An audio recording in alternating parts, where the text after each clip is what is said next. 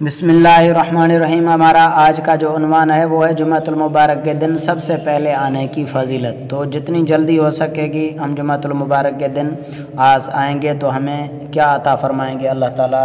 सही हदीस है, सरवर दो आलम सल्लल्लाहु अलैहि वसल्लम के हदीस शरीफ का मफ़हूम है कि जो जुम्मतुल मुबारक के दिन पहले पहले घर से निकलता है, जल्दी जल्दी मस्जिद आने की कोशिश करता है और पहले नंबर पर पहुंचता है, तो उसको क्या मिलता है कि जामे मस्जिद के दरवाज़े पे अल्लाह ताला के फ़रिश्ते बैठे होते हैं और वो जो पहले नंबर पे आता है उसके लिए ऊँट खैरात करने का सवाब लिख देते हैं।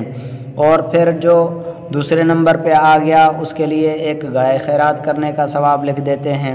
और जो तीसरे नंबर पर आया उसके लिए मेंढा खैरात करने का सवाब रख देते हैं। और जो चौथे नंबर पर आता है उसके लिए मुर्गी खैरात करने का सवाब लिख देते हैं। और जो पाँचवें नंबर पर आता है उसके लिए अंडा खैरात करने का सवाब लिख देते हैं। उसके बाद फ़रिश्ते ख़ुद दफ्तर उठाकर आकर इमाम साहब का खुतबा सुनने लग जाते हैं।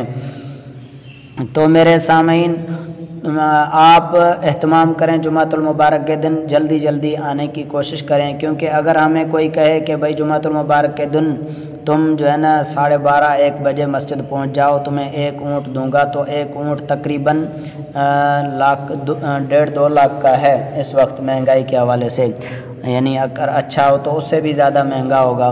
तो हमें अल्लाह ताला उसका अजर अता फरमाते हैं। तो ये फ़ायदे दुनिया में हमें नज़र तो नहीं आते हैं, लेकिन हकीकत ये है कि जब मरने के बाद हमारी आँख खुलेगी फिर हमें पता चलेगा। तो इसका एहतमाम करें और जुम्मतुल मुबारक के दिन सबसे पहले आने की कोशिश करें।